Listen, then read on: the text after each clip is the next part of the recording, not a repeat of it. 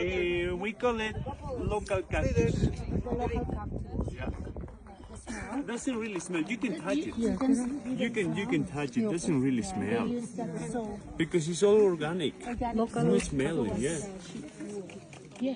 Oh, that's the sheep wool. What's that for? Local soap. Now look at. Of course, sheep never take shower. Eh? So sheep wool. He's gonna wash now the wool.